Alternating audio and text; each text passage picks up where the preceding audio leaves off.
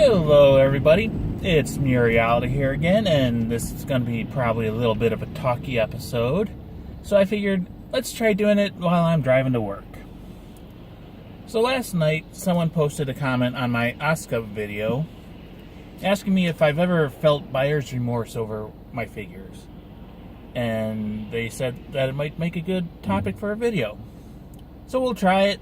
If it turns out to be crap, you won't even see this. But, so, to answer the question, of course not. Why would I ever feel buyer's remorse?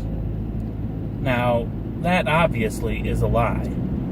I'd like to believe it's true, but, you know, when you stop and think about it, everyone has felt it at some point in time. So, what exactly is buyer's remorse? It's basically when you buy something, and after you get it, and it's in your hands, you're like, why did I buy this? Or, I don't really, this isn't as good as I thought it was going to be. So I've thought about it a little bit, and there's kind of three main reasons. There's, millions of reasons, but I'm just going to try to cover these three. There's the, why did I buy this? This one happens a lot with, new figure collectors. Then there is the, I bought this, but it turned out to be crap. And then there's the, why the hell did I spend so much frickin' money on this? So, let's cover the first one, the why did I buy this? And the reason I said this happens to new collectors a lot is, in my experience, most times that it happens is when you don't exactly know what your interests are or what you like. And of course, new collectors, they don't know what they like. They may think they know, but until you get that first figure, you don't know. So it could be something like someone buying, say, a Figma and a scale figure. They get that scale and they're like, oh my god, this is so detailed, this is so amazing. They look at the Figma and it's tiny and it's not as good, and they're like, why the hell did I buy this Figma? Conversely, they could look at the Figma and be like, oh man, this is so great, I can pose this, I can make it do all these action poses, I can play with it. And then they look at the scale figure and they're like, this is boring, I can't do anything with this except for put it on the shelf and have it look pretty. Why did I buy this? So, yeah. There's also the whole, why did I even buy a figure? I don't like figures, I just like anime, or I don't even like anime. I just bought it because it's the cool thing. So, I haven't really experienced that type of buyer's remorse, because I kind of knew going in, I like anime, I like figures. I wasn't sure about figures when I first started. Luckily, I like them. So, yeah. So, the second one, I think I said was, I bought this, and it turned out to be crap. Or lower than expected. So, I have felt this one a couple times, now that I think about it. So, my very first figure, Kawashima Ami, I bought her just because I was at a convention and I wanted to buy something. I went in thinking I was going to buy all these figures and stuff. The convention didn't have a lot of figures, but I recognized Ami and I'm like, I'll get her. She's not very good. I don't really love this figure. I love the character, but not this figure. So I kind of feel, why did I buy this? But it's not that good. But I'm not getting rid of her because it's about the memories. A couple others I've kind of felt this way. There's Rena Mayfield. I like her, but she doesn't really stand out. She was kind of more of an impulse, throw it into the cart. Like I said, she's still good. I'm not getting rid of her, but kind of feel it a little bit with her. And then, if you watch my Go Figure tag, there's a Shinanono Hoki, the Dream Tech lingerie version. She turned out to be not the greatest quality. I insta-bought her because, it's Hoki. I love Hoki. But, yeah, she's small, not the best quality. So, kind of feel like, why she's not that great, why did I get her? And then there's a couple others. Maybe my nymph figure. I mainly bought her for the Icaros and Estrella minifigures.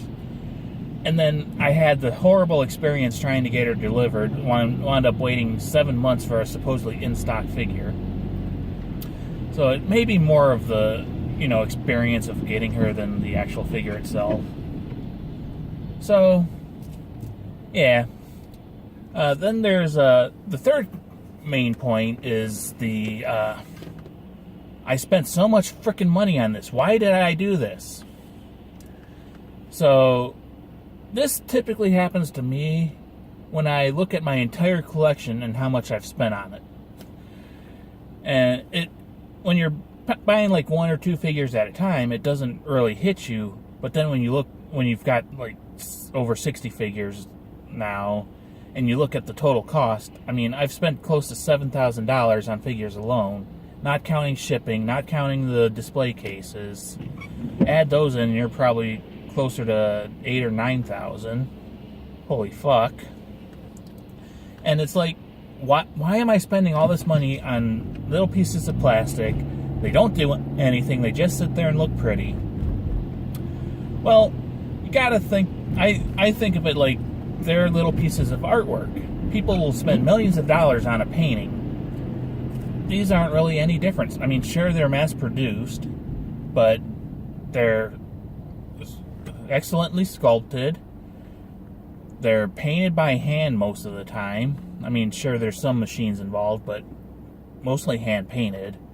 And they're beautiful. So, while I feel like, why did I buy these? They're so expensive.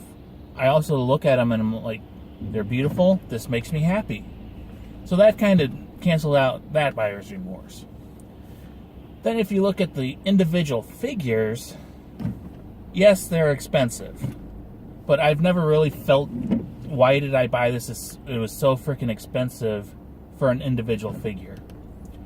And that's because I buy the ones that I really like, so I'm okay with what I paid for them.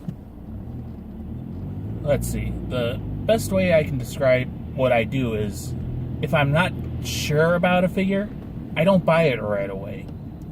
I let it sit for like a week or two, and I gauge how interested I am in the figure.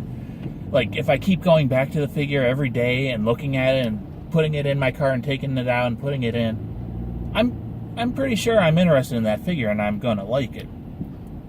But if I find myself, I don't go back to it, or I look at it and I'm like, I'm not so sure, then you don't buy it. You don't need to buy every single figure that comes out.